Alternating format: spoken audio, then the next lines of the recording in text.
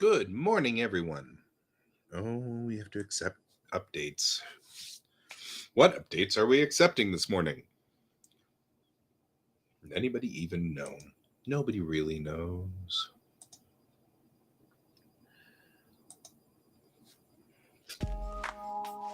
Morning there, Brent. I'm late this morning because I got into a long discussion with Alex about life, the universe, and everything. And yesterday it was so productive that I was like, well, I'll let this go for a little while longer. Besides, I have a watch, and the watch will tell me what time it is. The watch was, in fact, underneath my coat, so I couldn't actually read it. That was an issue. That's right, we're getting there. Then I realized that I had rebooted my PC, and so it was all rebooty, and it needed to load everything and do all of its stuff again and get itself back up to snuff and stuff like that. And then I took my morning medicine, and it hurt my stomach. So yeah, it was like just a whole bunch of weird.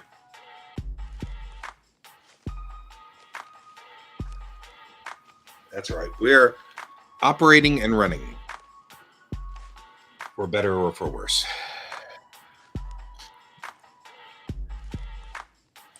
We are going to work on checking all of the. First of all, we got to do some stuff.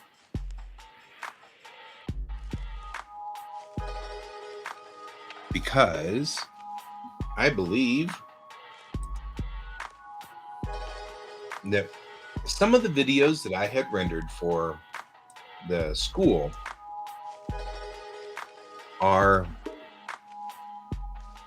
weirdly synced or something. They're well, I've got problems with them that I need to fix.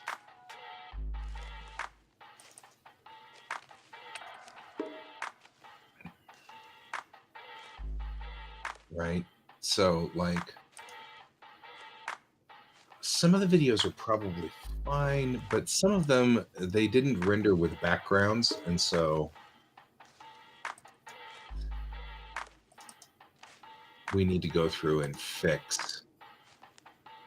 Like the four-way stops video works just fine, right? I mean, it's got this blue sky in the background. All is good. You can see the cars to either side. There's no problem with it. But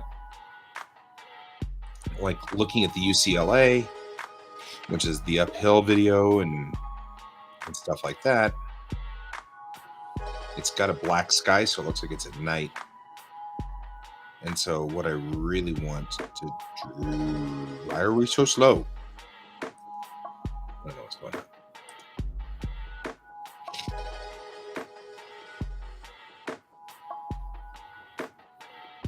I have some problems with... Anyway, so I'm going to re-render this with a blue sky in the background. See, what it's got now is the background is turned blue. That's not the situation we want. Where's that stuff? Oh.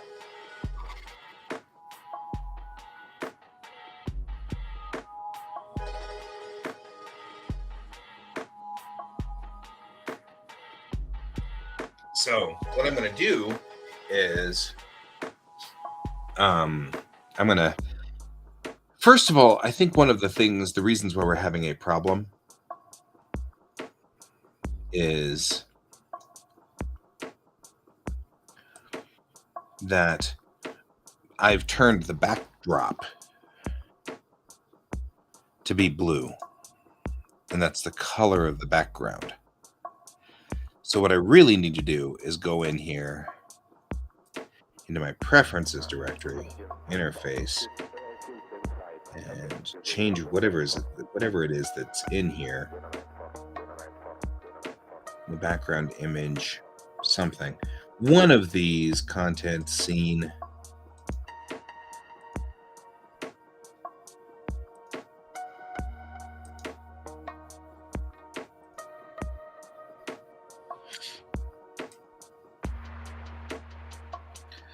Right, because one of these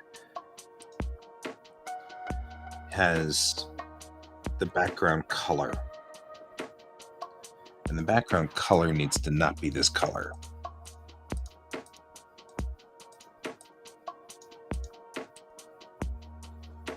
Have you gone insane again? Yeah, you've gone insane. Gotcha. Oh, your tail's attacking you again. Gotcha. Sometimes George's tail just gets mean and attacks him. Hey, Patsy. I don't know if I need cloud. Well, I mean, I guess I could have clouds.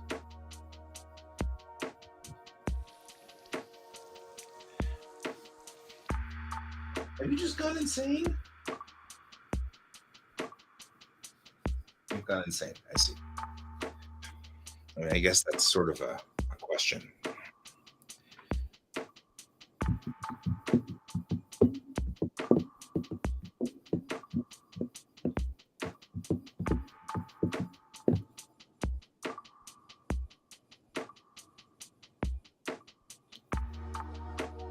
This look on my face is how much effort would it really take to just make a torus that, well, not a torus, but a pipe effectively with an internal and external? And the answer really is not a lot. Not a lot at all. It's all right, Patsy. So the reason I was saying join the stream, though, was because your question's complicated. And so Patsy's actually starting to go into a zone of area that I actually sort of need to think about as well. And so Patsy's asking about how to keep, because I have a compressed disc in my lower back and I have a compressed disc in my neck, because I'm an artist and I spend all my time hunched over like this. The first thing, Patsy, that I have done is the monitor that I'm using is sitting at this angle right here, which is the best I could pull without it feeling awkward and strange. However, this monitor sits on the table about this far back from the from the edge, so there's elbow room right here. Right, I've got elbow room. I can put my elbows on the table, which allows me to take the pen and rest my elbow and do this. And I think, well, I mean, I don't think this particular monitor has a stand that it sits on, which it can be jacked up to at least this altitude. So I know I can get it to here. That's too weird for me. However, on the table, that means I can rest my elbow like this and draw like this, which gives me still the control and the ability, with just a little bit of an angle, I can still put my hand on there and draw with the surface and touch the surface. I don't know if I would do that per se, but what I would do for you is do that, use only about this much of a ledge right here in front of the monitor, so you have enough to put your elbow down and your pen up against it.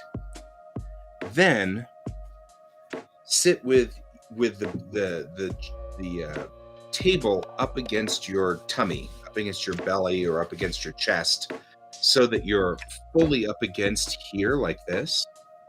And that should bring your back up in line.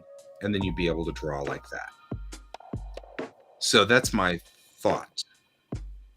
The other option is to get a tablet and not a monitor tablet. So I have a monitor mixed with a tablet.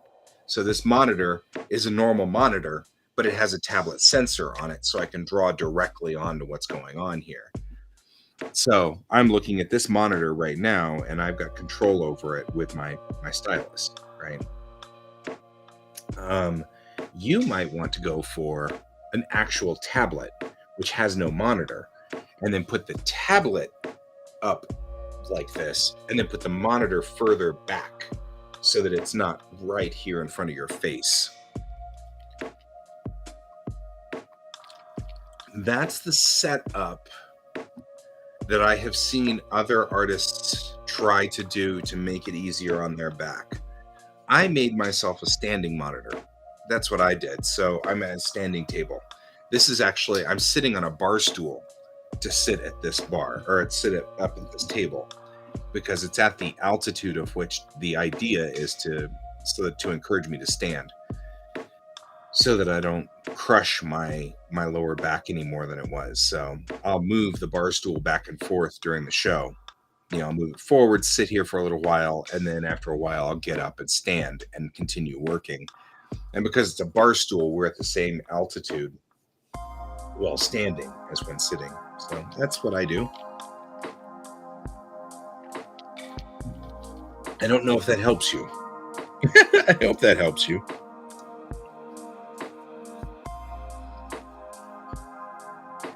All right. We're going to add a mesh, cylinder,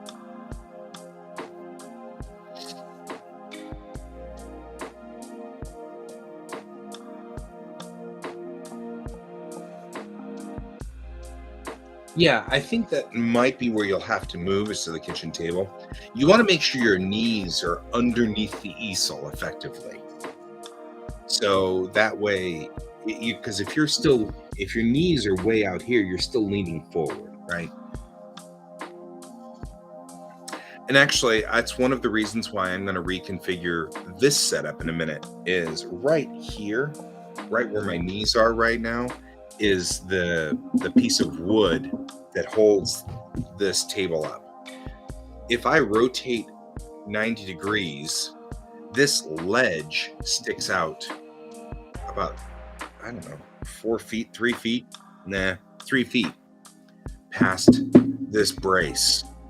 So I'm thinking if I rotate this way, I can put everything here. It'll face this way. So you'll see my bookshelf behind me, which is always kind of a nice thing to have behind me. Bookshelves look nice.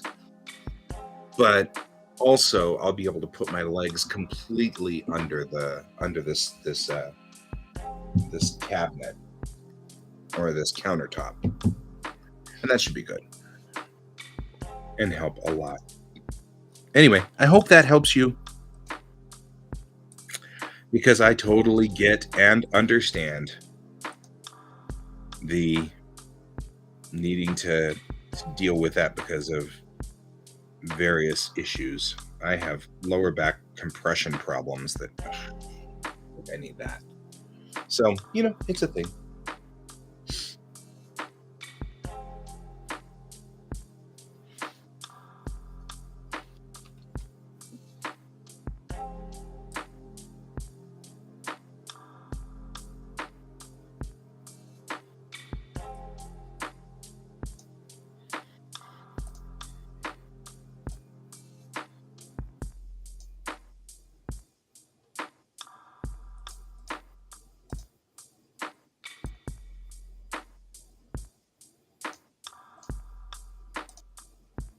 If you're wondering what I'm doing, we are making a quick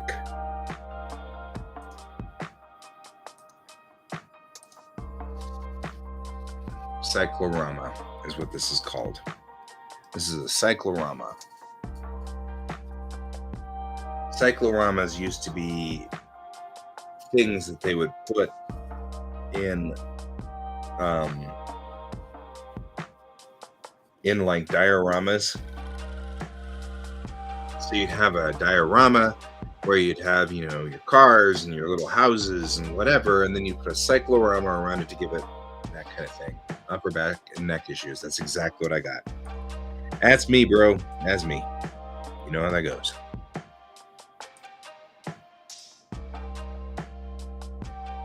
So what we're doing here is we're effectively making a cyclorama. I'm going to make it about this high, maybe that high. Anyway,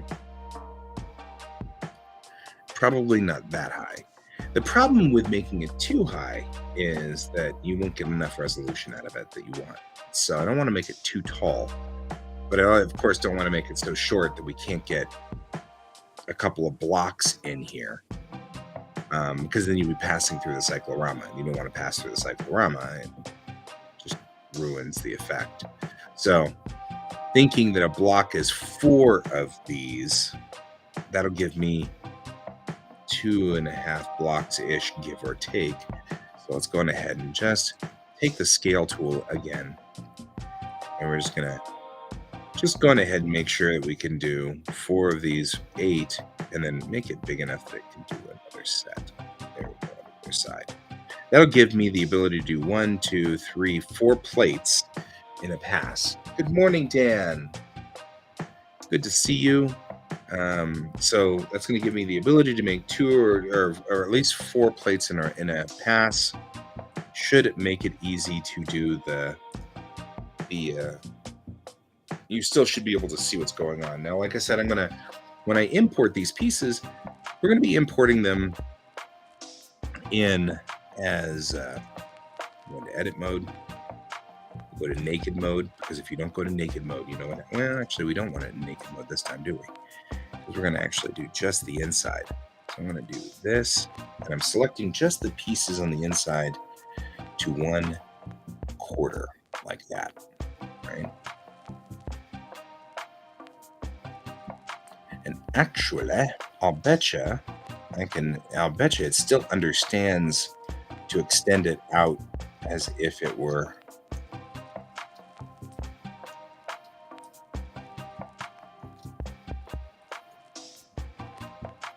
okay.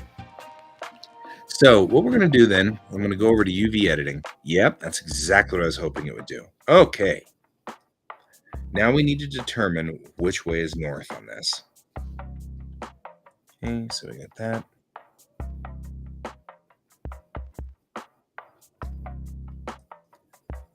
No.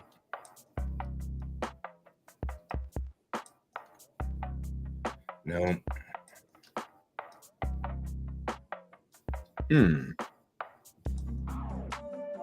That's it. So this way is north. And north is so subjective. All right.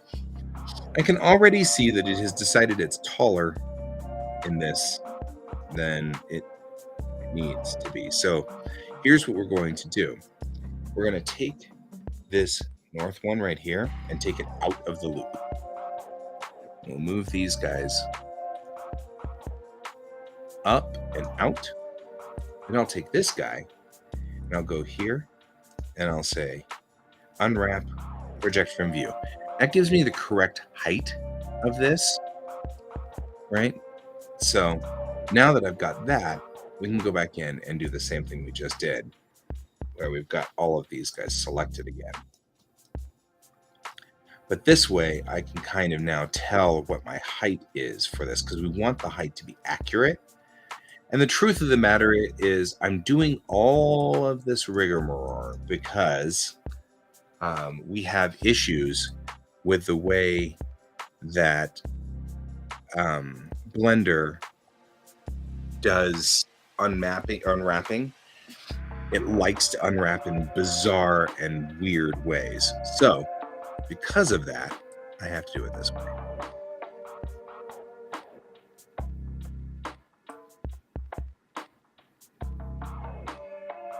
There we go. And then we will.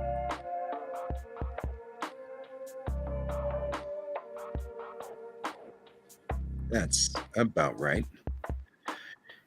It doesn't have to be perfect, but it has to be close.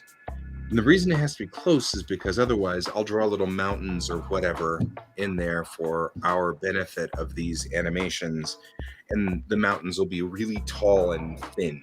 And I don't want that, so we're going to adjust to the correct height and the correct width. So Dan, how did your presentation go?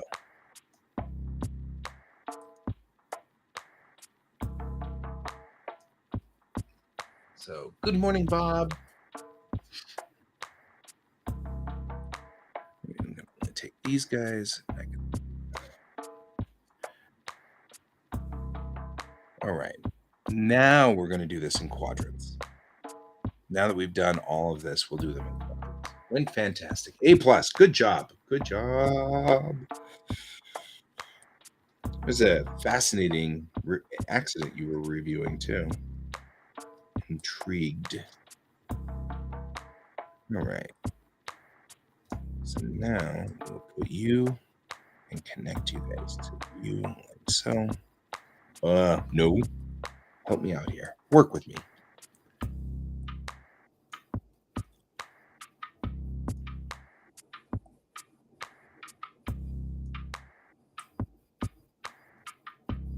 All right. I appreciate that. Thank you very much.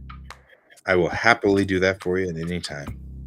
It's a fascinating thing and frankly, a kind of needed distraction while we're at it. So, all right. Now I'm back on this job, which is another task we've got to do. So what I'm doing here is I'm just separating out these quadrants because they're not the size of a square. Right, and that's pretty much what we're doing. We've got to do these quadrants as they are because they're just... Now I can turn this on. Now I can turn that on. Now I can turn this on. No, don't turn that on. That's all right.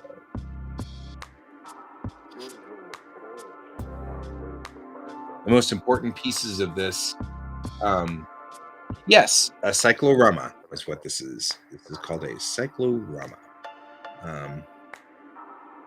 In animation parlance. Okay, somebody is double stealing stuff and not stealing enough stuff. What's going on here, people? This is number 1. Is it upside down?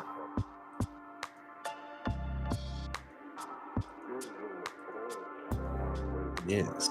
Why would it be upside down? Okay, you know what? Sometimes I have no idea.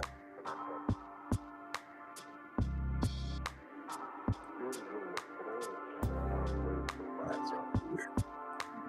My face.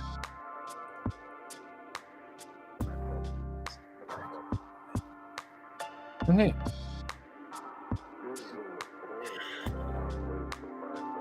We have decided to be weird, as only Blender could be. So when we, I've been working on at the driving school doing animations for different driving tasks.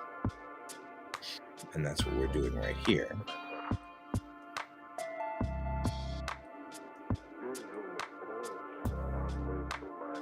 And what we have going on is, well, I see what part of the problem is.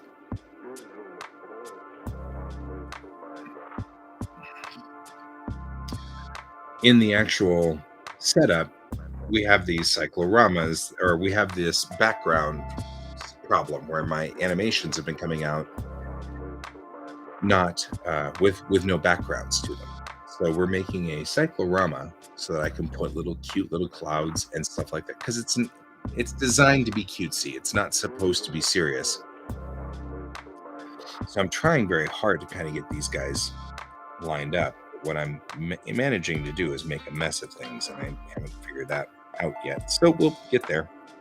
Anyway, so that's a thing. That's all the inside pieces. So I'm not sure why you're having a problem with this. Put it in naked mode. There we go.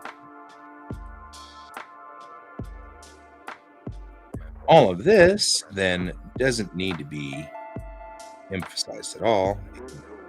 1 pixel for all we care, because it's the outside, and nobody sees the outside. What we do need to figure out, though, is this.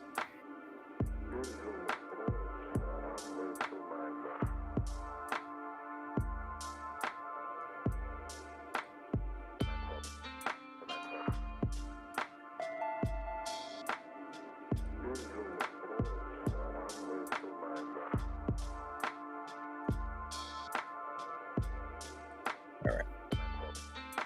So now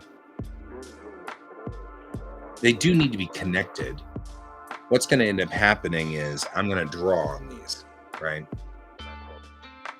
So I need to make sure that the end of, or that all of these are the same. So if I draw a mountain across this section right here, the mountain doesn't end up being sliced up weird. So that's where we've got a problem here that I'm going to have to deal with.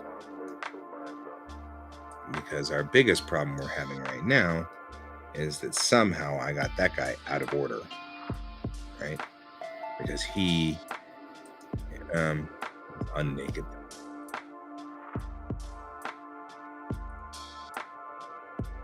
Our biggest problem right now is position 1 is not position 1, and then position 2, and then 3, and then 4, and then 5, and then 6, and then 7, and then 8 starts all the way on the other side, which is not aligned to that.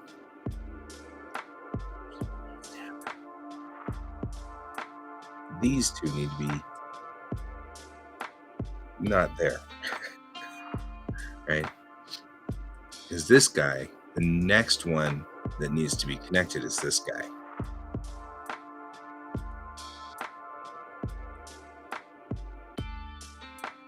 I gotta figure out how to do that. And these guys got tangled up somehow. Like this guy needs to be like here.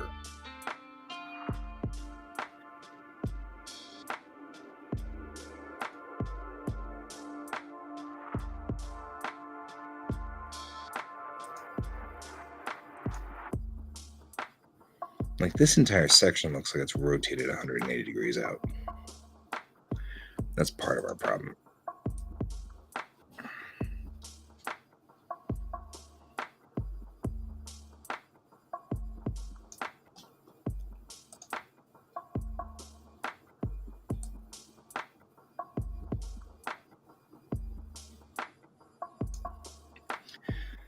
It's always an adventure with Blender. Never a dull moment.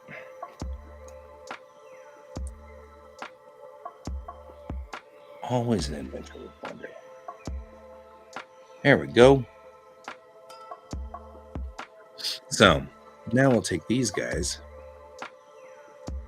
and move them up here and connect them to these guys.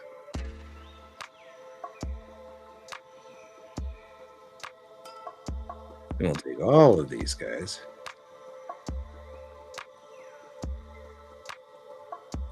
and move them up here and move them over like so. And when we get this close, we can see that these guys are not quite attached like they should be. And then we'll move this up to there. So there's nothing we can do about the fact that a square requires that you can't put a long strip on a square without getting really low resolution. So no matter what I do here, I'm going to have to do my best to try to get as much resolution out of this as possible. And so what I typically will do is I'll take this section here and we'll blow it up as big as we can so that it takes up as much space as we've got. And the truth is that I could probably get more if I rotated this longitudinally, this last piece down here, and probably take it and then rotate it 90 degrees.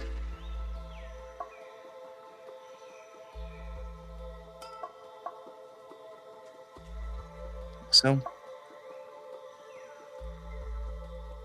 put it right here and get a small amount more out of it. Right, because now I can take this entire critter and move him in the middle, like so. Those of you who use Blender on the reg, that's something, or what you can, one of the secrets of Blender is hitting the Shift key while doing a rotate, and that will give you a finer control over the rotation so that you can get a little bit better off. I'm going to take these guys, which is the remainder of the entire thing. That's all of it. There's no reason not to make it larger now that I don't need it. I don't need to worry about space. So I'll do this. That way I can write on the back of it if I need to and say something like, this is whatever. And this is the ancient art of UV mapping. Ancient art of UV mapping. Right here. Go up here. Put you guys here. UV mapping is the way that we do 3D models in a way that can be manipulated between two different types of modeling types. So how do you map something that's 3D in a flat surface, a 2D surface, right? If you have a 3D object, how are you supposed to get the mapping done? And we use what's called UV mapping, because what a UV map does is it tells you that a certain section of the map is going to have this part of a bitmap put on it, this part of your flat circle. So I need to get to my OneDrive.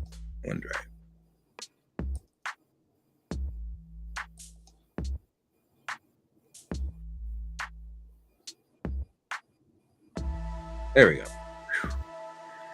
Having problems.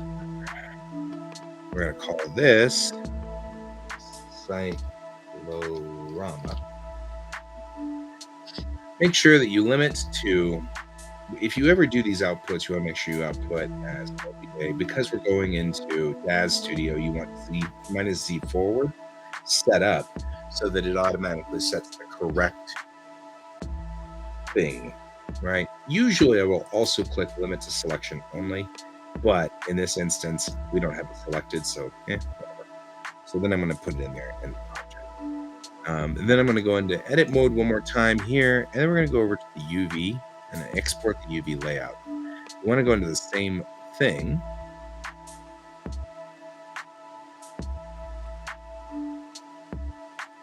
Okay. And I'm going to call this Rama.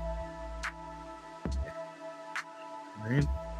And all here we want to do is go all UVs. PNG is fine, but we do want something larger than this because it's going to be too low resolution if you do it that way. And then we export the UV layer. Okay. And then we go into the one program that's not running right now, Clip. We're going to Clip.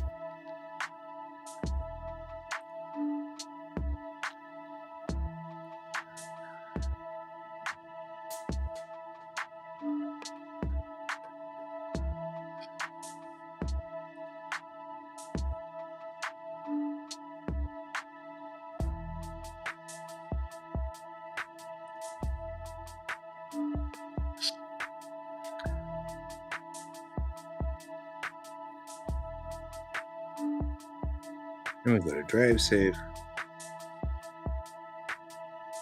I'm getting a little bit of interesting lag coming in on that. So now we're going to look, all of these things are all the pieces that we've done. The cyclorama comes in, and there's the layout for the cyclorama, right? And one of the things we're going to have to make a decision on before we do this is what is ground level, right? Because whatever ground level is, we want to make sure it's the same on all 4 panels so that it doesn't deviate and get weird, right? So one way we'll test this is I'll go on ahead and just do a new and not save the changes here. And then we will take and we will go over here and we will import and drive save 3D models. So we're already in the right place. Cyclorama. We'll go ahead and load it. Right here is our cyclorama. And it did the thing, didn't it? I was hoping you wouldn't do the thing. What we have here now is a failure to communicate. The Boolean didn't. I am doing a series of animations to indicate different techniques in driving. Let me show you what we've got going on here. For example, if you were to take the stops, right? This is the stopping at a intersection stops, right? So there's the stop bar. You have to stop at the stop bar, right? So I've got the little car, and I show him stopping at the little stop bar there. See? Stops. So you know you need to stop at the stop bar. I'll show it from the point of view of the driver. That's the first rule, right? If it's very important that we don't stop at the stop sign, right? So it's very, very critical that you do not, in fact, stop at the stop sign, because the stop sign is not where you're legally supposed to stop. So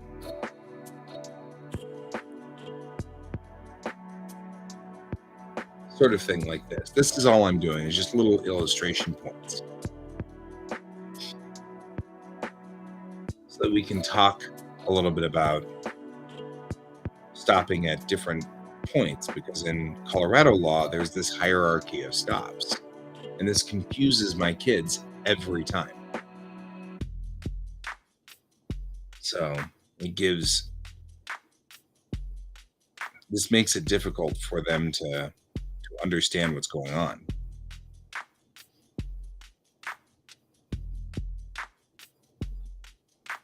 Right?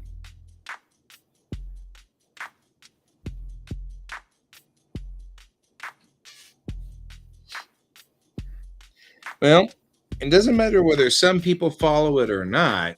In the end result is they will fail the driving test if they don't.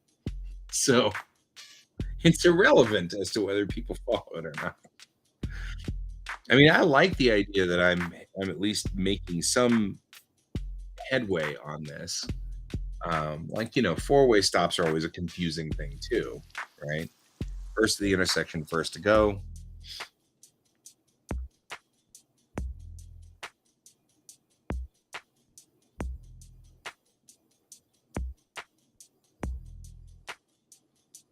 So you get the idea.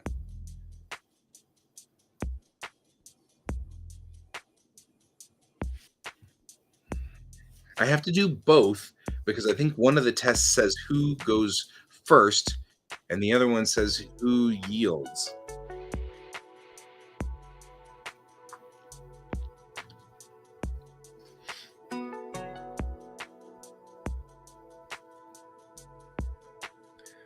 They were saying this is going a little too fast, so I'll have to slow it down. It's all right, I need to re-render it anyway. Like I said, I want to put a cyclorama around it. And they also didn't like the blinking arrow. It confused them. So they wanted me to put turn signals in. And I'm like,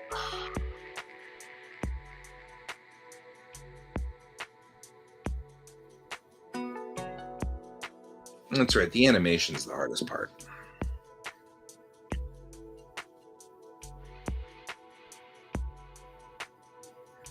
So those are the videos that I'm doing.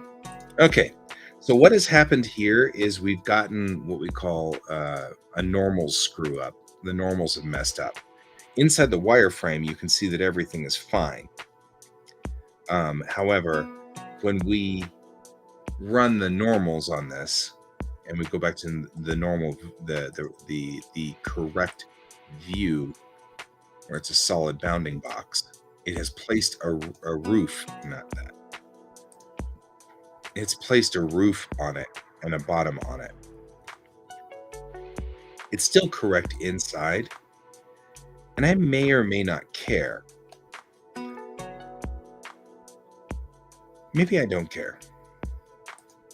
But I still don't like the fact that normals are going back and forth. We'll see.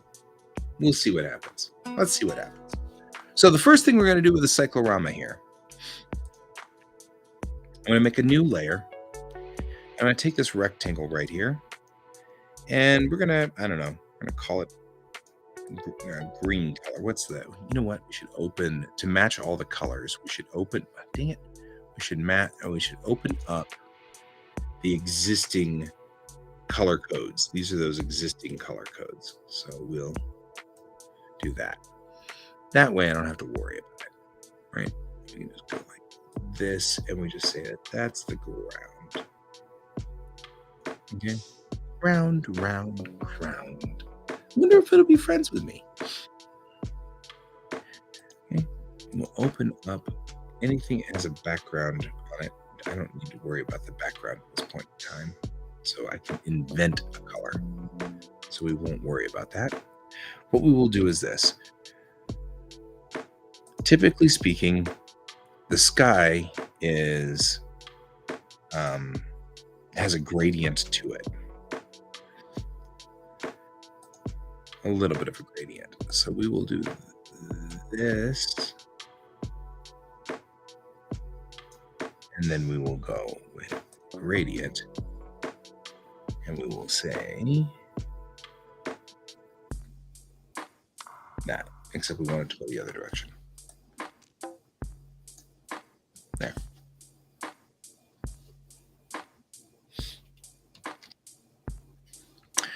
And then I'll put this into multiply mode just temporarily, just so I can make sure I've got this right. We'll duplicate it. Put that guy right here. And then we make sure that whatever we do there, we do here. So the pixel lineup is to the very, very bottom of there. So it's there. And this is just the first initial test to make sure that we did this right. Because, you know, we're humans. And humans are notorious for not quite getting it right. Oh, no, not again.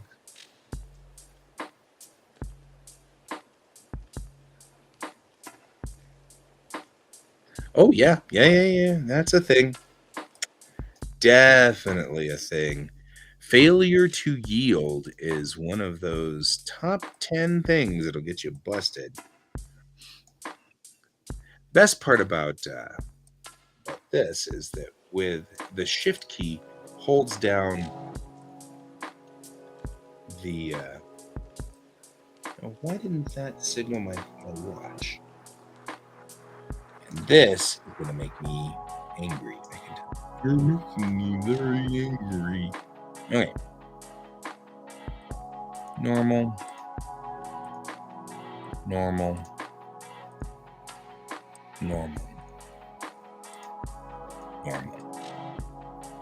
All right.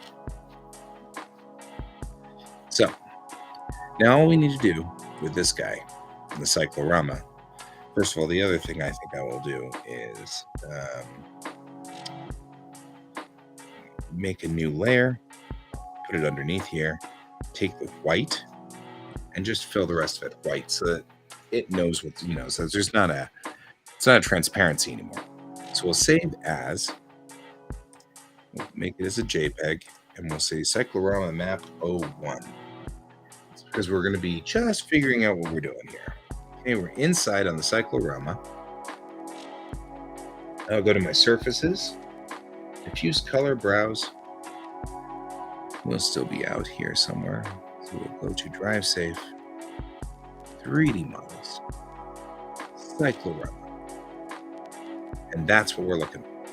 So that's what I was worried about. One of them is upside down. That'll tell me though that except for one, the cyclorama is working just fine. And then what we'll do is do that. That way it's ambient to 100%.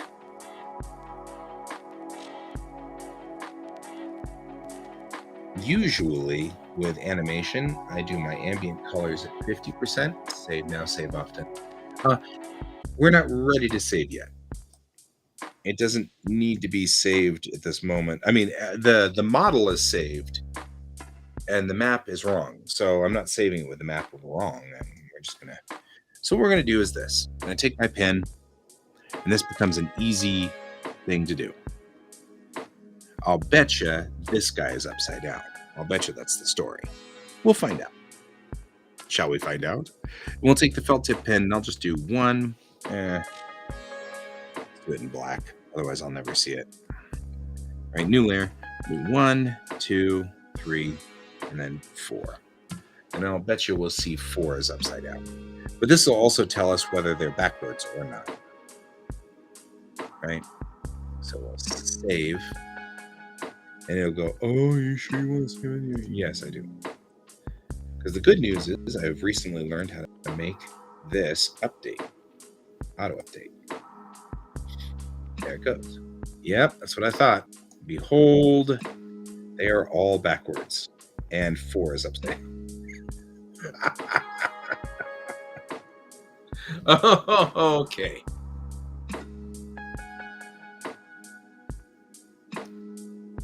So what do I want to do? I think really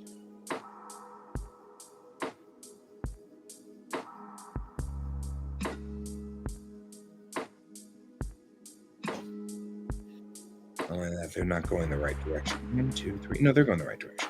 1, 2, 3, 4. So 4 is upside down. They're all reversed. Okay, so maybe I am back here. Okay, so the first thing we're going to do now is take this. This is an easy fix for this one. To get this to unreverse, you just do this. And you look up at the top, hit the shift key, and it says 98, 99, 1. There. And that's it. Now it's reversed. Okay, that's 1. Clearly, my brain wishes to do this a different way. So we're going to do this a different way. But first, I'm going to take this guy and line him up properly. Since we're already over here and I'm going to have to redo this model anyway.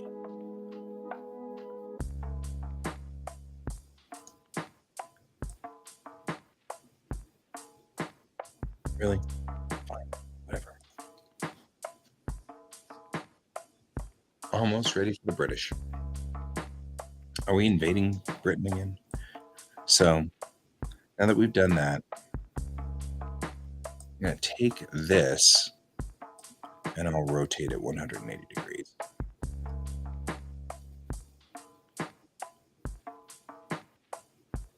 There we go. Just like that.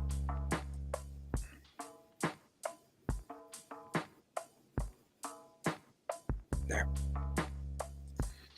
And now we'll have to go through the whole process again. But the other thing I'm going to do is this. So over here, what has caused the roof and the floor to be on here is the fact that the cylinder has gotten kind of wonky on where its thought processes are. You can see that it believes somewhere along the line that it has a roof, but it doesn't actually have a roof. And that's because these guys are crisscrossing across when we do an export into an OBJ file. This is a little complicated and weird, and it's all like 3D stuff. And why does 3D do this? We don't know. Nobody really knows, and nobody actually quite grasps it, which is all right. So I'm going to put it in object mode. I'm going to take it, and I'm going to put this specific modifier on there called triangulate.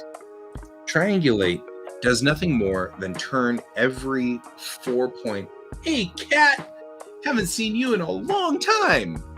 How you doing, bro? Triangulate doesn't do anything really specifically on here except every point that has 4 points, it makes into 3-point triangles, because triangles any program can understand. 4 points some programs get, and some programs get very confused. So all I did was just take this and make it into this triangulation function. Tessellate does the same thing. It's the same function. The idea being that when you hit triangulate, you're just turning everything into triangles that it can understand. That way, when I export it, and we export it as an OBJ, we can still go into this cyclorama here and export it and bump it out, and it's all good, and all will be fine. Then we go into edit mode, and everything's still here. It just put the triangles in all of these things. I put my first comic up on Global Comics. Did you see? I'm so excited. It had like 1 billion views in one day and then nothing. Which, what I sort of expected in the world. That's all right. It's all right. I live to be confused. So there's that. All right. Still going to the same problems we had before here. But it was still cool. Cyclorama map. When it indicates red here, this is indicating that there's already a copy. And so it wants to make sure you're okay with overwriting, which is why it turns red. And I am, because I'm going to redo the map. So now that we've done that, we're going to go in here and we're just going to delete this guy because we don't need him anymore, right? So we'll just go through the process, re-import, take the cyclorama, bring it in, accept. And now you'll notice that since we triangulated or tessellated it, it now no longer has a roof on it. Yeah, it's all good. I'm not worried at the moment. When I have a complete episode out, that's when I'm going to start really working on this. But right now, Momentary Ghost Part 1 is only the very beginning of the episode, not the end of the episode 2. So I need to do the last part, which is what I was working on last night. But then I got sidetracked by doing this, which is client's work. We always have to do kind of client work first. Okay, so the next thing we want to do now is take this, we're going to delete that layer, and we're going to actually delete all of the layers except for layer 1. Because what we're going to do is we're going to open the original cyclorama map now, because it's flipped. All copy, and then paste. Doing this, then I can go boop and boop, and put you here, and then delete you. But it's good to see you here. I'm glad to have you here. Just delete the layer. There we go. There. And we'll take you, and I'll put you right here. And I'll line you up. Just really nice and lined up. And then I will delete the top part of this. So I'm going to go into multiply mode because I need to know where the top is of this thing. And then, because I noticed that they were overlapping and becoming obnoxious. So I don't want them to be obnoxious anymore. All right. I can take it out of multiply mode, but I'm not going to at the moment. I'm going to duplicate the layer, bring it down, and just line it up like so.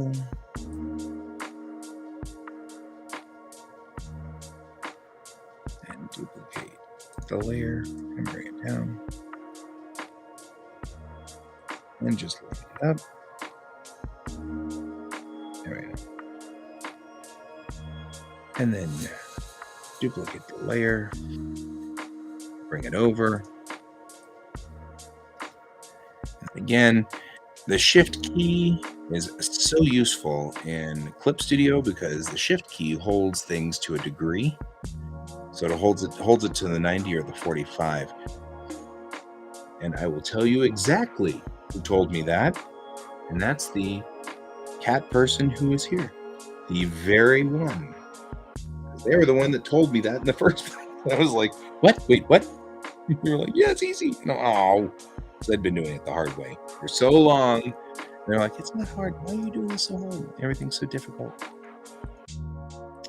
Oh, hey, Kat, we haven't been able to talk since the announcement of 2.0 and everything on Clip. And I have a question as to whether they're going to start fixing the text functions in 2.0. I'm actually totally on board with buying 2.0 outright. I've gotten far more than my usage out of Clip, that I don't have a problem with just outright upgrade to 2.0. That doesn't bother me in the least. I know some people were very upset in the very beginning because they didn't quite understand what was going on, and I get that. So I'm gonna save as. I'm gonna actually overwrite that because it's wrong anyway. And now we will go in here and see if I just screwed this all up. So, but the question that I really got is, are they going to really? Everything else is right, but one panel? Ugh. Okay. I'll flip that panel over and then get it straight there. That's cool. That's my biggest gripe. Really, if they just put in widow orphan, I'd be happy. Oh my god. Oh yeah, we were messing with AI art. It was a lot of fun and ridiculous. And ridiculously fun. This shouldn't be this hard, guys. I don't know why I'm having such problems with this. It's really starting to irritate me. Okay. This. But yeah, Kat, I don't know if I've made, if I've been able to explain to you what the problem I'm having is. I'll show you here so that you can explain it whenever we get to that point. If you put in work, we don't need you.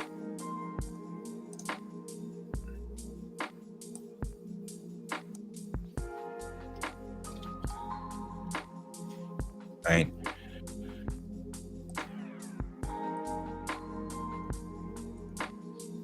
Spam risk, Oregon.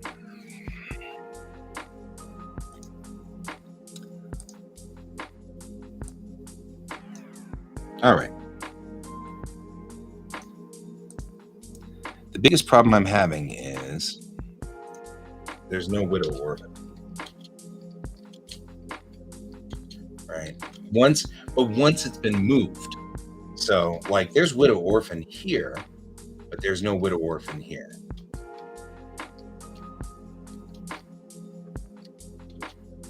And I don't know why we don't have widow orphan.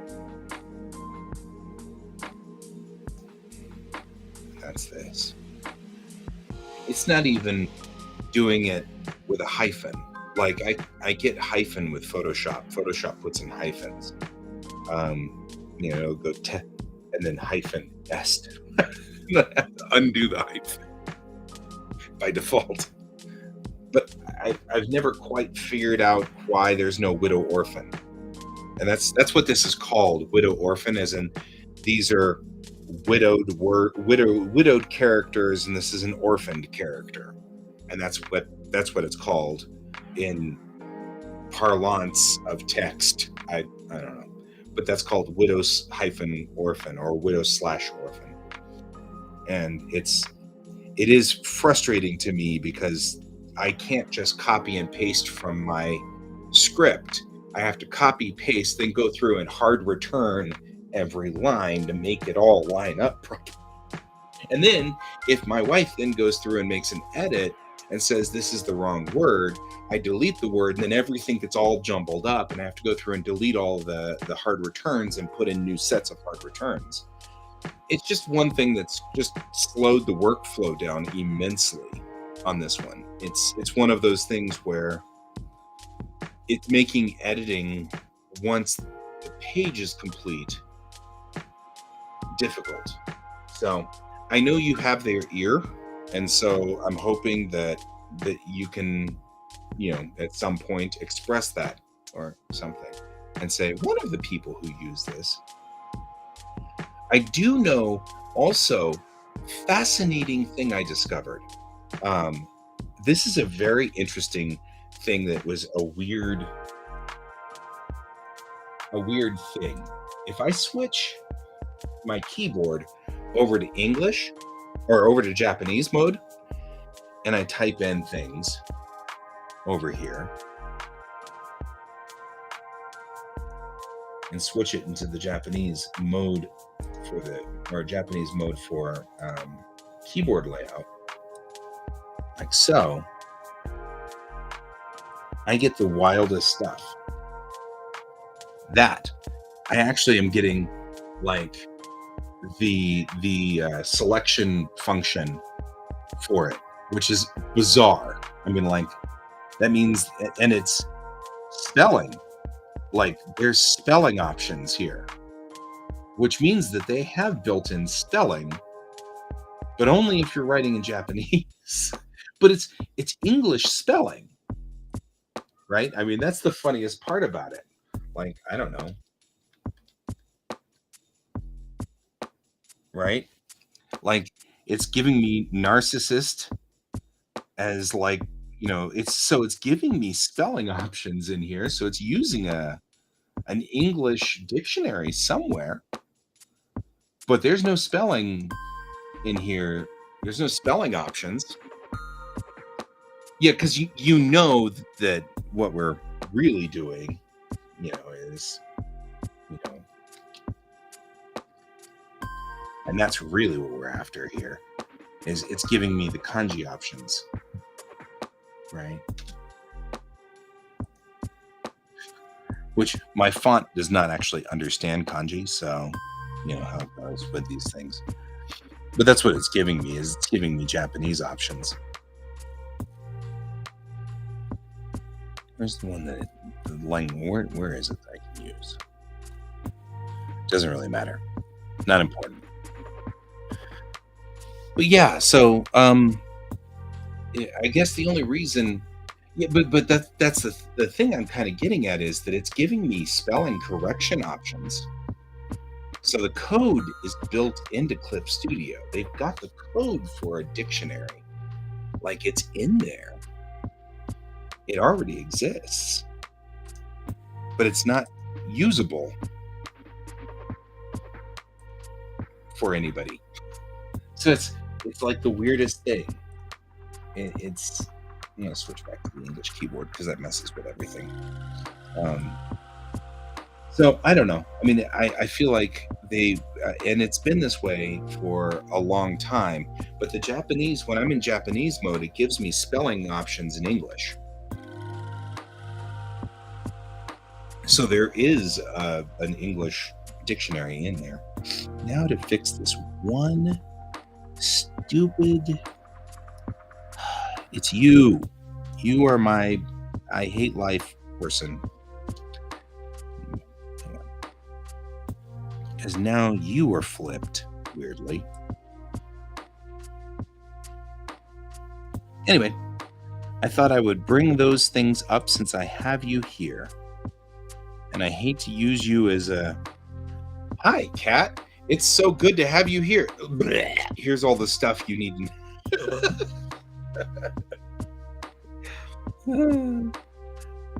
Please do all of these things for me, since that's clearly like your only usage in life. Or I don't know. It just feels like really weird to do that to you. So I'm sorry. I apologize for that. You mean more to me than that. I promise. You're an important person. Ag.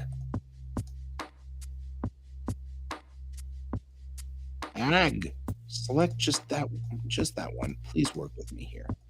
You're not going to work with me. Fine.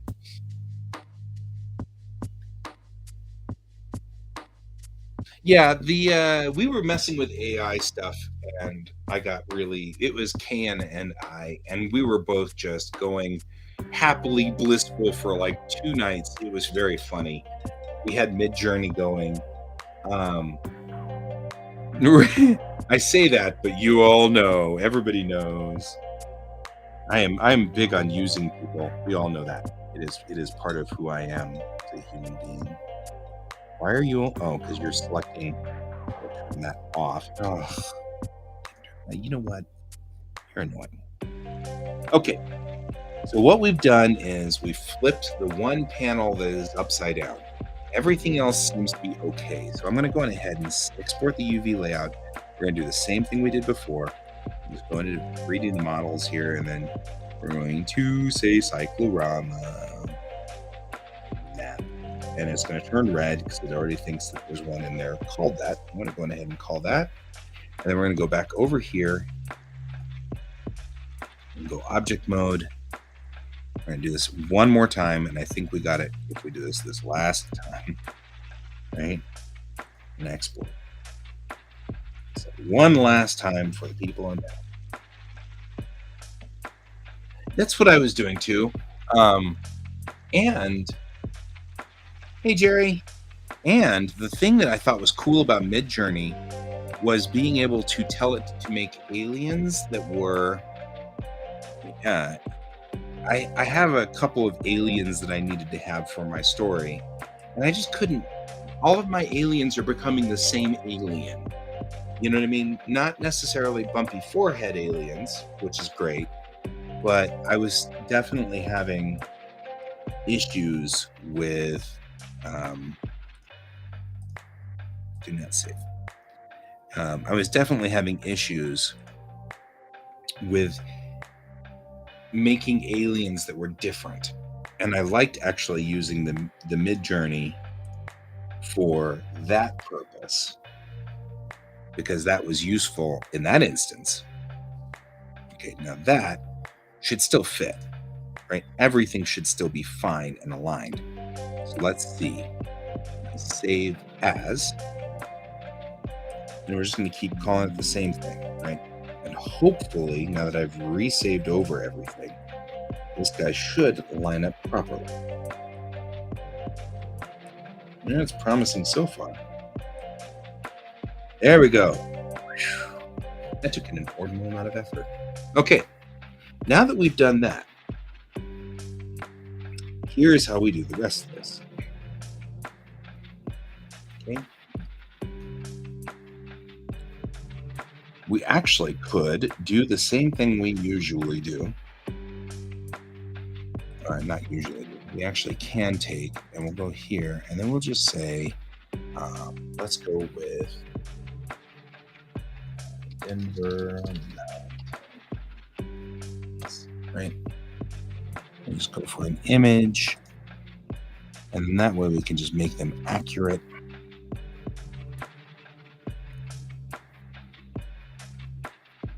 Like, how do we make them accurate, says guy? That's mid-range. I don't want mid-range. I want full range.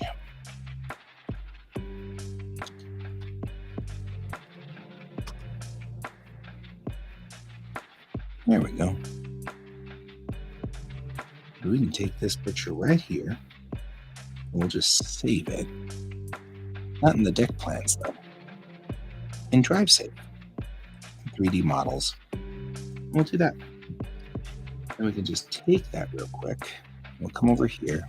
And we'll open.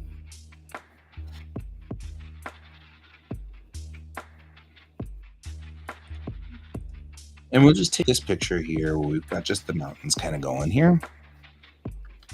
And I'm not going to use it specifically. I'm just going to trace it in the mountains so that they are accurate, so that whenever people look at it, I don't like when things are screwed up and inaccurate. So, you know, it's a thing. And this are all one line. This can be here. Take this. And what we'll do is we'll just take this. You know, ish. Now take you and go multiply. So the thing we want to remember about this is when we do these cycloramas,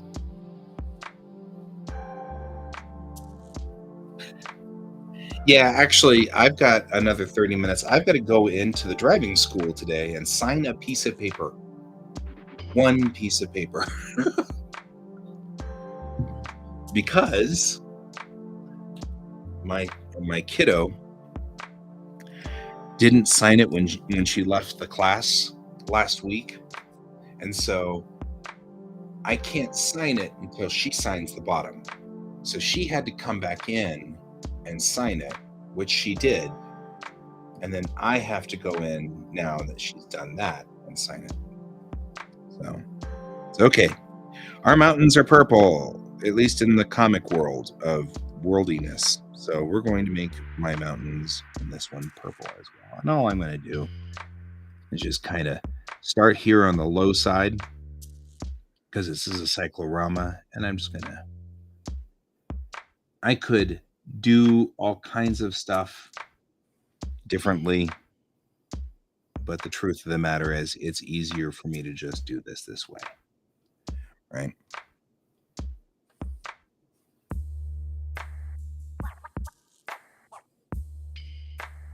Table mountain, table, north tabletop, south tabletop. And then we will go like to here, and I'll go to here. And then what I'm going to do is I'm going to mark right here on this cyclorama. I like purple mountains too. The mountains get lighter as we go back in a range. So I'm going to do this. This.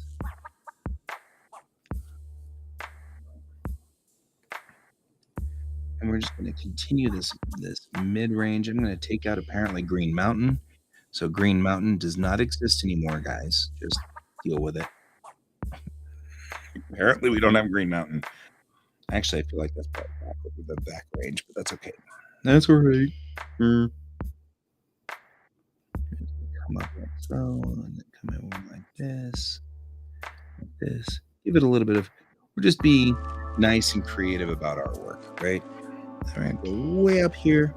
And the last few mountains that we're going to do here, we're just going to do in this light, right light.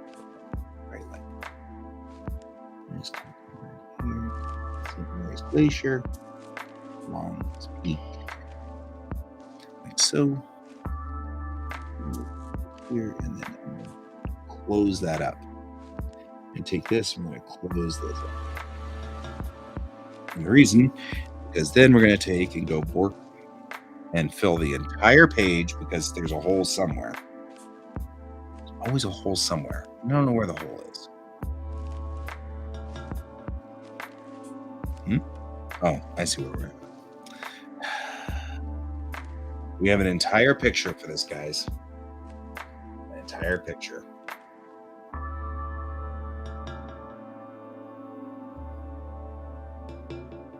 Because guess what, guys?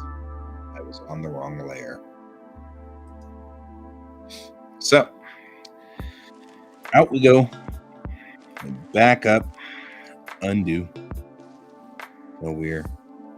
Oh man, the purple was on all those purples were on the wrong layer. Oh, so much sad. Okay. Undo.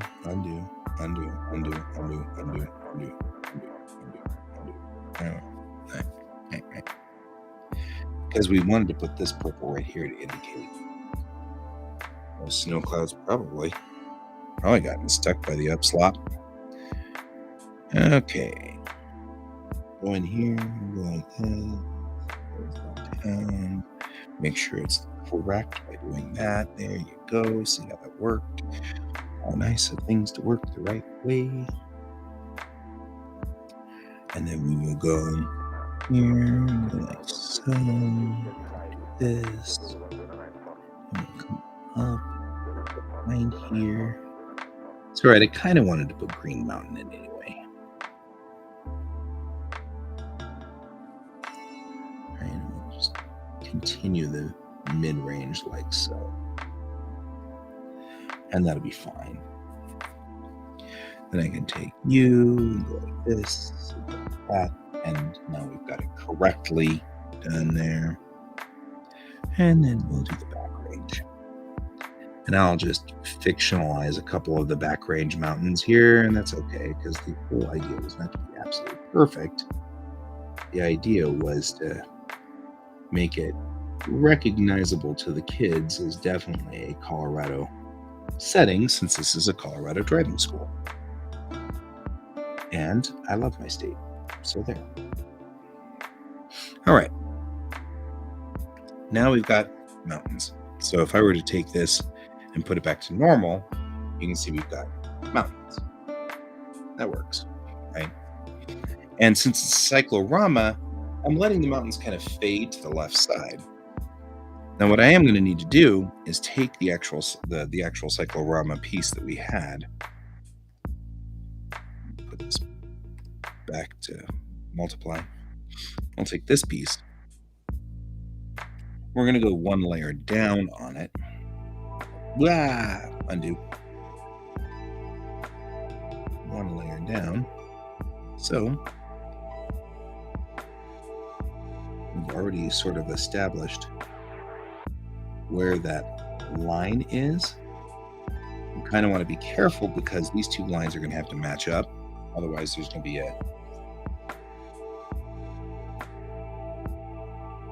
Yeah, I know, right? I don't even want to talk about that. Luckily, I've got a house, but I don't even know how to handle it if you don't. If you don't have a house, you're screwed trying to get in here, and it's so brutal. That's not cool. We're on the wrong layer again. Just saying. There we go. So what we'll do is this. We're going to go ahead and do this. And again, just sort of fade off over to here. And then come back in. Just kind of get these little bit of mountains there, sort of heading off into the Netherlands over here. It's all good. Although it's getting crazy everywhere. That's the biggest problem. It doesn't really matter where it is anymore. Now it's just getting ridiculous all over the place. Mid mountains here. Again, just like that other one, I'm going to fade off like so. And then take these high range ones way back here and kind of do this number like that. Definitely ones peak. Mount Evans, things like that, which is no longer Mount Evans. Yeah. It's going to take me a while to get used to Mount Blue Sky, but I like Mount Blue Sky better. So I'm not opposed.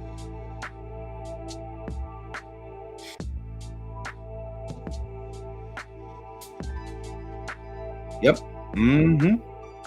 The house that my dad built, which I know all of the information about because my dad built it.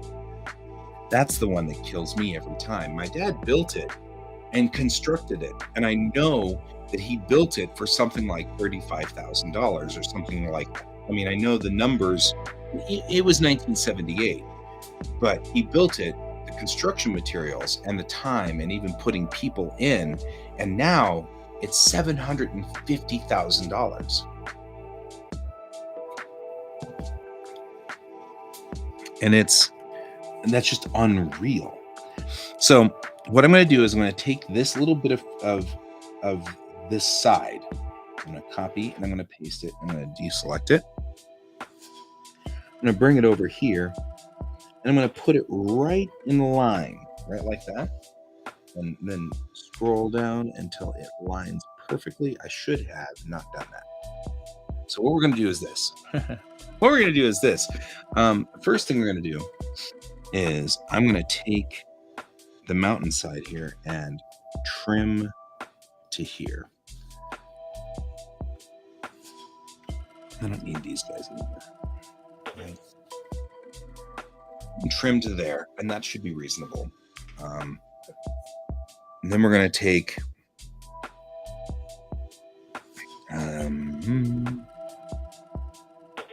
yeah. You know what I should do? I'm just going to do this. I'm going to take this green layer here, and I'm just going to go on ahead and put it in at the correct distance. Oh, thanks. That's what I need. You guys to be funny. Right?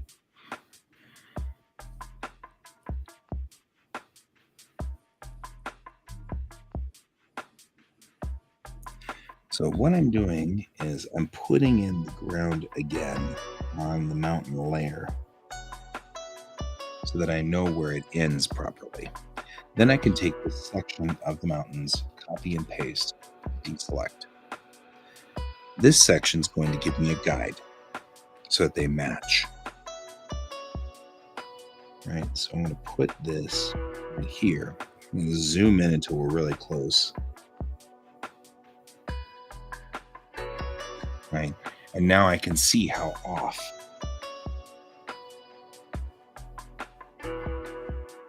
Yeah, it's gotten stupid out here as far as price goes, and I mean I don't even know what to do about that. Now I can make these match. The price is ridiculous, just so insane and stupid, and it just all it's doing is keeping you guys away, and I don't want. I like you guys. Right,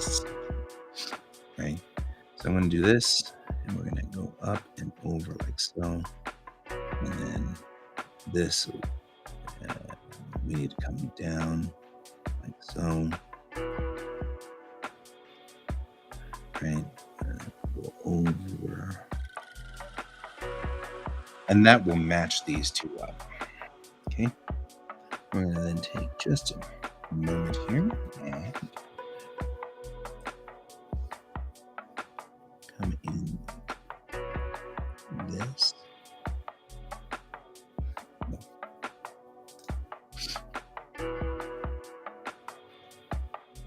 No. Then what I'm going to do is I'm just going to take this guy and just run him along. Get a schoolie. I like how that's your answer to it all, Brent. Brent is going to very shortly convert a school bus over, which is what he's talking about, and that's his battle plan, and I don't disagree with it. Volkswagen's newest bus. Oh, Dan, did you know that VW is doing a new bus? And I am all on board because of your bus. I'm not kidding. I'm like totally like enamored with this new bus because of the fact that it's because of your bus. It cracks me up so much. Your bus had that much of an influence on us. But we loved your bus.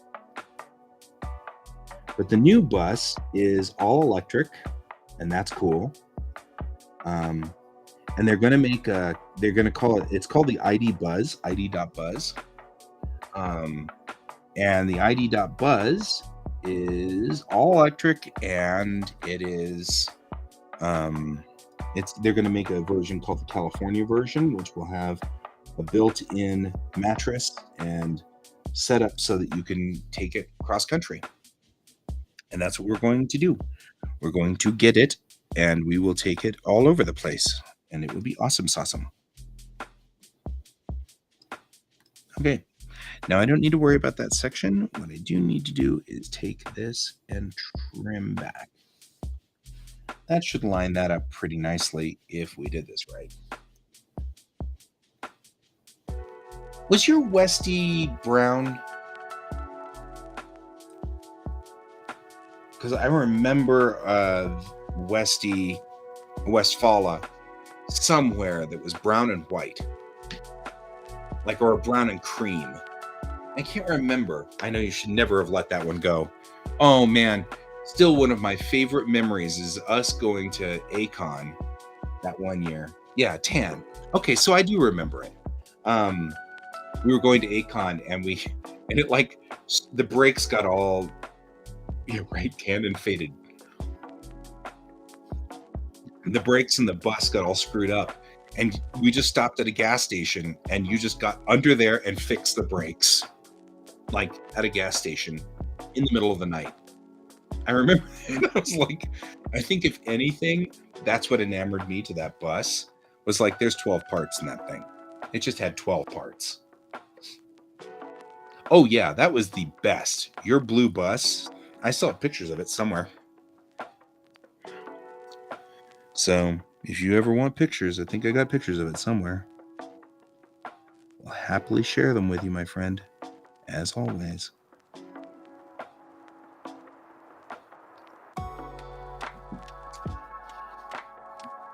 Akon always made for... Akon was just a thing for... If you were an anime fan, Akon was the thing. And you were like, really? Really? Why were we doing this? Why are we doing this? All right. All right. And there you go. See how the mountains now fit nicely in the cyclorama. And they're in there already. And that means that one side now has mountains to it, which is cool. What we probably should do is put Denver in this quadrant too, just so that you have a little city back there.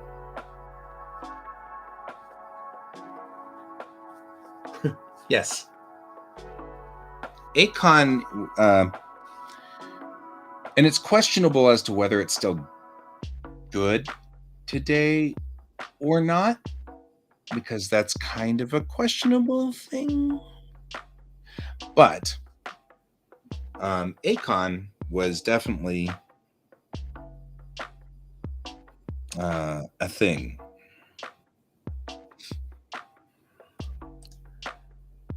Maybe I should go on ahead and just get the city skyline and just grab the city skyline and do the same thing.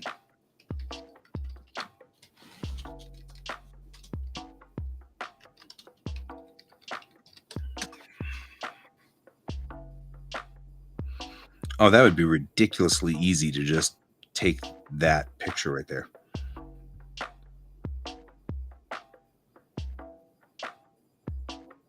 I feel like it'd be cheating. However, I also do not want to spend forever on this. So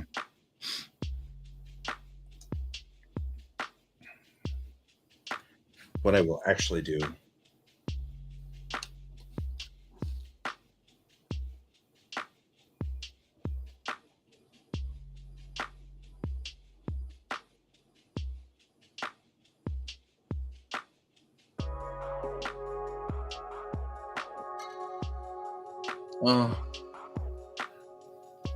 Oh man, that sucks. That's brutal, dude. I'm sorry.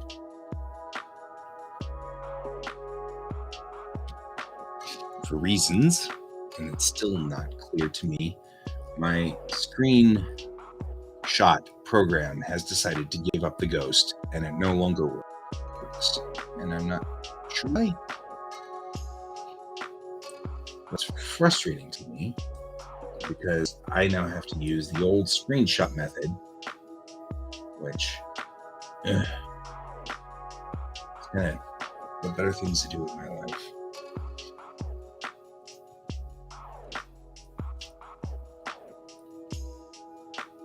Pictures, screenshots, because this is actually rough.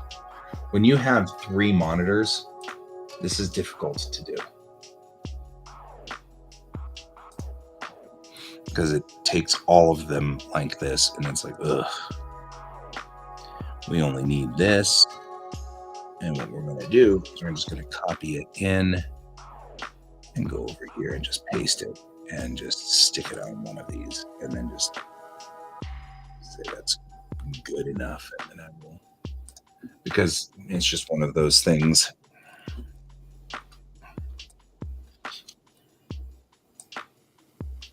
I don't know who Akon Music is, but always interesting. Normally, as an artist, I eschew the idea of pilfering other people's art for this benefit. However, this is just going to be for the videos and the backgrounds, and I'm not selling these. Well, I guess I kind of technically am selling these, but it's really stupid just for driving school. And really, I just want my kids to go, oh, look, it's Denver, and that's it. I don't really need to be complicated about this, so... But I want you to know that generally speaking, I eschew that. I think that's kind of not a good idea necessarily, but I will take, though, so that it's not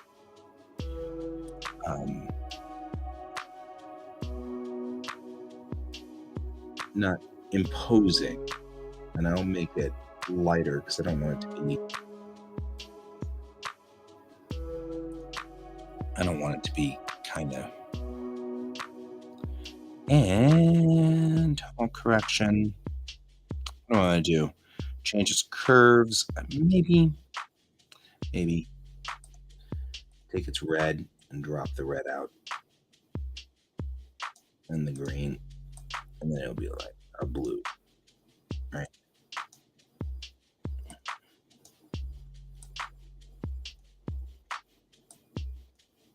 Because it's off in the distance too. Just so people know. Just so people know. It's our Capitol building, man.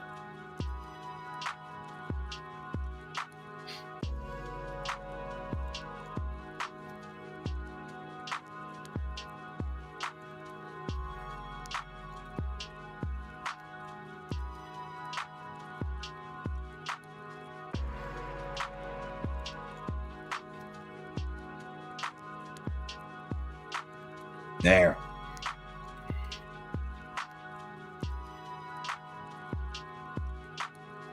Just so you know which one's the Capitol. There you go. I like this setup because it's actually like all the, it's not the way the skyline looks, but it's all the objects that you'd recognize readily. Right? Exactly. Bob's identifying in exactly the same time I did. I'm like, it's not really our skyline, but it's all the buildings you'd recognize in our skyline. Bob's like, wait a minute. I'm doing the same thing. I'm like, I guess it's not really our sky. It's all right. It's fine. It's fine. I'm already spending too much time on this. I'm just enjoying it. So there's no reason not to do it and make it work. All right. Now we'll get some of the city over here. You know, once it figures out that something's changed, I'll pop the city in.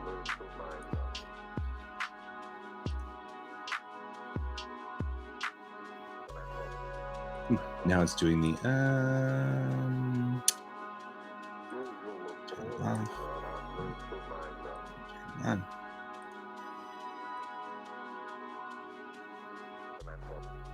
I want to see where it put the city. Now that I've done this, let's see where I put it. It's not refreshing this time. This time. Right? But it is one of those things, it is a recognizable. Used to DJ online, huh?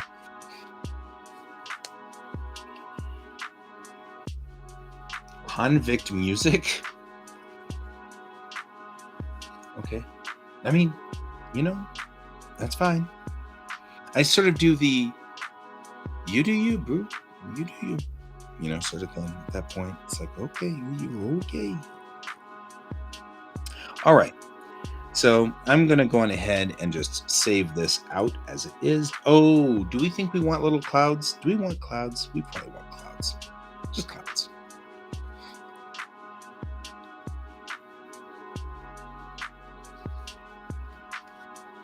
Put that there.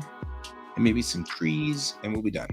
The thing that's great is, voila, for reasons, has given me already a bunch of things that do the things, and I don't know why, but they do.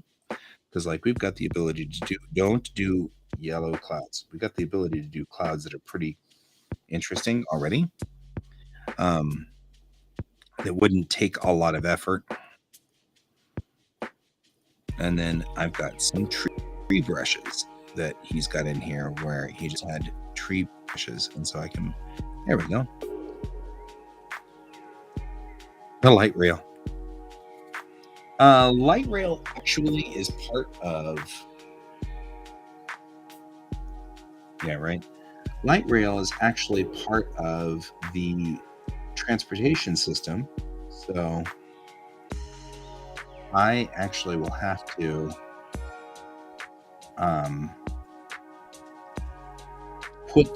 make a model of it at some point because we talk about it from time to time, right?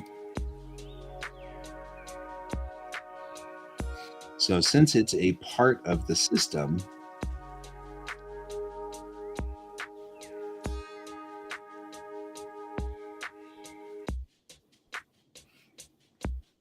we'll need to do some pieces of it like that and have to figure it out. And I will not put the brown cloud over Denver. Repeat after me. You will not put the brown cloud over Denver. But I will give us some stratocumulus clouds and a couple of things with some potential rainstorms forming and stuff like that.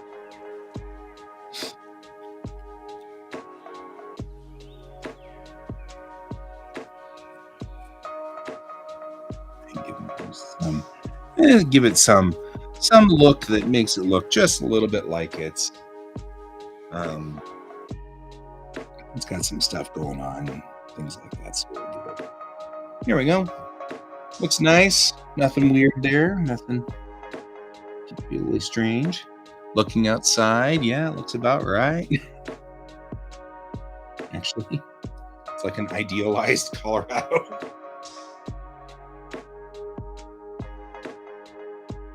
Thanks, Dan. See you later. Good to have you with me for a little while.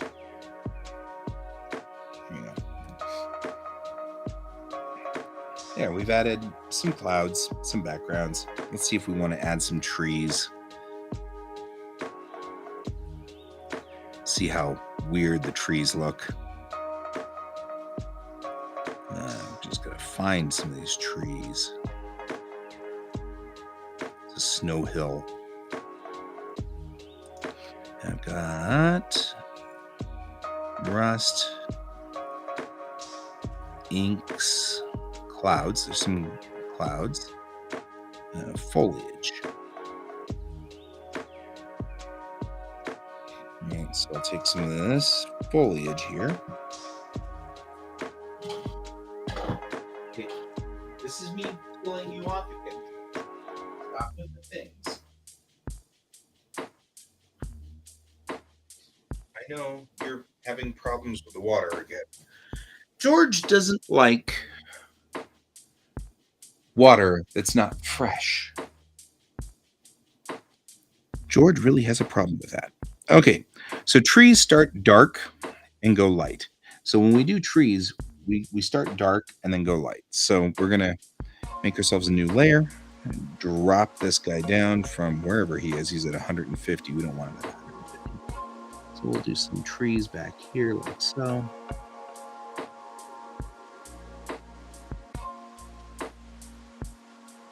Just continue it on over here. So like that. Right. Give it some trees. Make sure I don't go too far over here because I'm going to have it, I'm going to need to do that in order to make sure that they link. And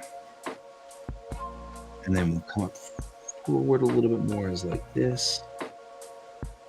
Do this. Same thing. Make sure we get some trees up here. Like that. And yeah, Tormund is probably the same thing. So there's that. Cats. You're a pest. You know that, right? Just saying. There we go. And then we have the open plains on this one because really it's rotated. Yeah, well, the problem that I've got, and as much as I adore that cat, the problem that I'm running into, there we go. And now we've got some trees, we've got the city, right? We get in here, you can see what the benefit of this cyclorama is, right? From here, it does kind of have this look that's out to the outsides, right? So from the ground level, which is where we're going to be on this ground level with the cars. The only thing I'm seeing is some seam issues that we'll have to fix at some point here. But that's all right. It's not a big deal. But it looks fine. And you get some nice clouds. They'll be fine. And you can see that 16:9, which is our aspect ratio. Yeah, I've got a fountain thing going on for George right now too. And that's why it irritates me when he goes and knocks over things. But now That's one of the reasons why I have tumblers for everything, is because he will get up and he'll smell the thing here and he'll just knock it over. And it's like, really? This was your plan all along? Get her? All right. One thing I do want to do now that we've kind of done all of this, the first thing I'm going to do, by the way, is we have this guy and that guy don't match. So I'm going to take, I'm just going to delete out some of this over here so we don't have to worry about it and it won't be an issue. I'll just pretend like there's this opening here or something. Who knows? Nobody knows. And that will stop that problem from being an issue. And the same thing here. I'll just kind of doubt that out there. And then I mean, this is cheating. And I know it's cheating, and I get it. And that was in the sky. So let's get rid of that. All right. The next thing I'm going to do at this point is, and this is the last thing we're going to do on this, and then we will call it done, is I'm going to redo the grass section here.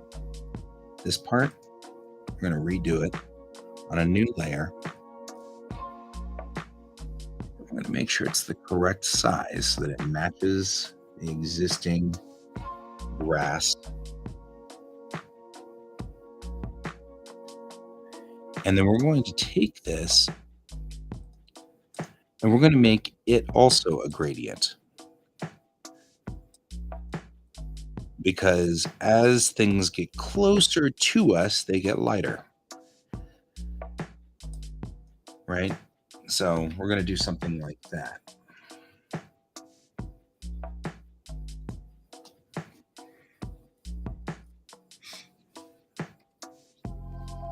And that will make it look like the ground gets a little lighter than it is. But we need to do this the other direction, which is we need to start from here and go darker.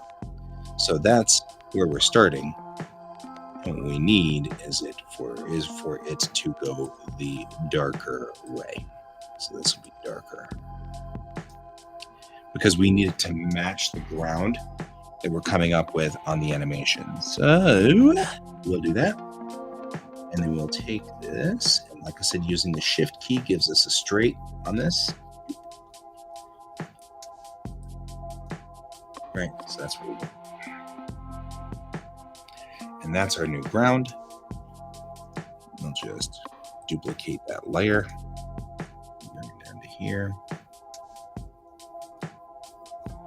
Make sure it lines up.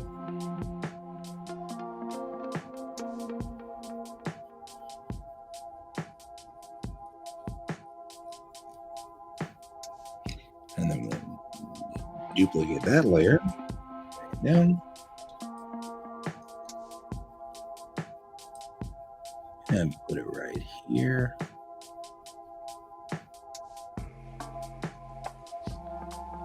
There we go. I'm not worried about that. That's off the map, so it's not that big of a deal. And we'll duplicate that layer. The risk with this is we don't want to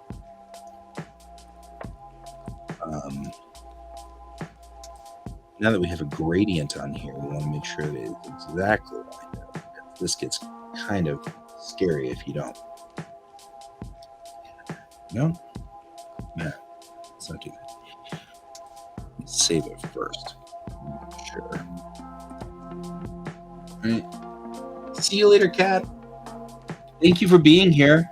Appreciate you joining me. Okay. Now we look to see whether that lines up. I'm feeling like we may have a lining problem here. It still looks like an alignment issue there. But that looks fine there. And it looks like we might have an alignment issue there. The question really isn't whether we have an alignment issue with this. The question is, does it render that way? So I'm going to take it into still images And let's just real quickly tap the render button and see what it looks like. So we do have a gap there that'll have to be messed with. And this is a shine, which means that the specular color is too high. So we're going to make the specular color black, and the specular strength and the glossiness needs to be 0 too. Okay, so that will make it so that it doesn't shine anymore, because we don't want light shining off of it. We just want it to be exactly as it looks, right? So we've got a 1 pixel out, it looks like over there. It's not a big problem. The rest of it looks fine. And it'll give a nice background to whatever is going on out here, right?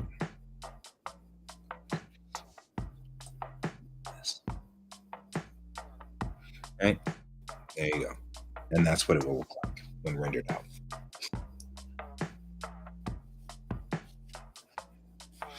And that's how you make this work as a cyclorama. So we put a cyclorama on the back of this. It's just going to be this backdrop so that every one of my animations now will have this little cyclorama behind it. I really wish it was. It's washing out that coast. So we've still got to figure something out. And that's probably because the diffuse is not white and the ambient is not white. There we go. It's got a gloss and a specularity, and that's what it needs to be. Let's just double check. Oh, now it's all washed out. That didn't help me. Alrighty. We'll make the ambient 50%.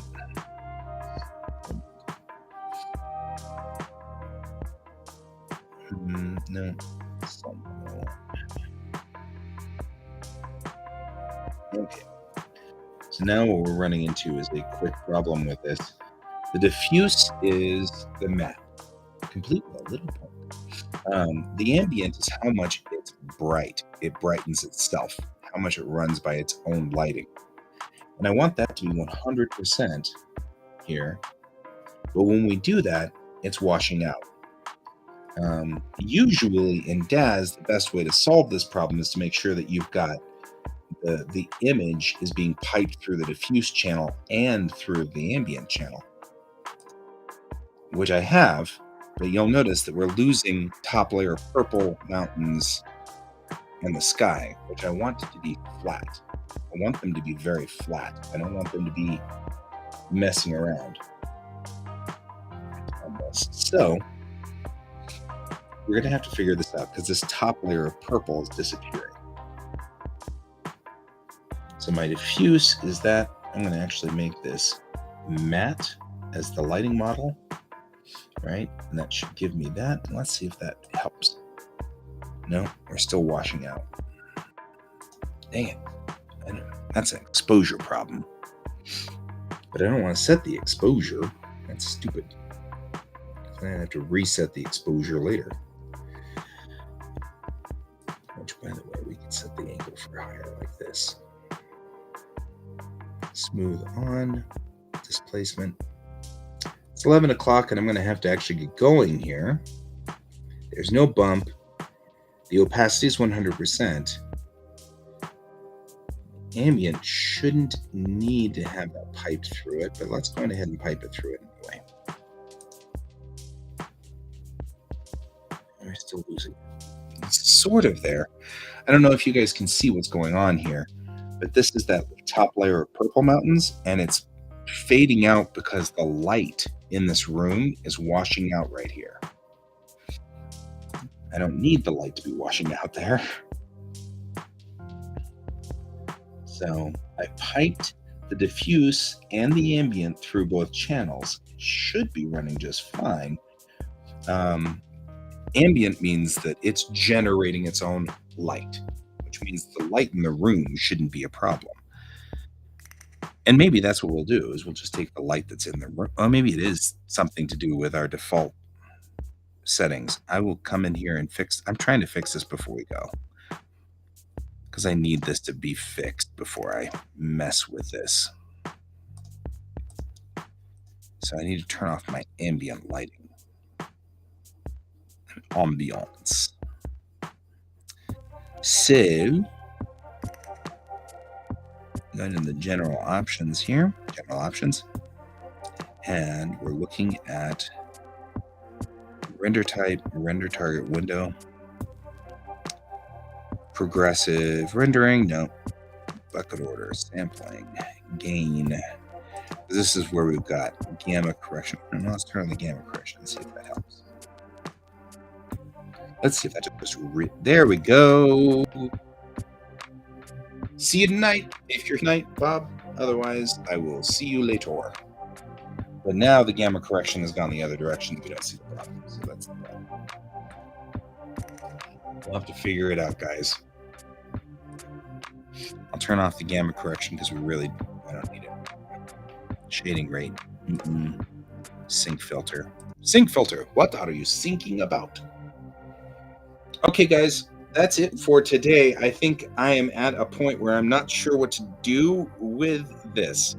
The funny part about this is all the important parts have been saved. Everything that's important is saved. The only thing that's not saved is the object in DAZ Studio, which I will save here in a second in my drive save folder, but that's all right. The cyclorama is complete, and that will work fine for what we'll do. And then tonight we'll go ahead and rig it up so you can see what I was going to do with it. Until then, I'm going to head over to my driving school and sign the piece of paper that needs to be signed. I just have to sign one thing. Everything else is complete, which is funny. That's the government for you. So, I will see you all later.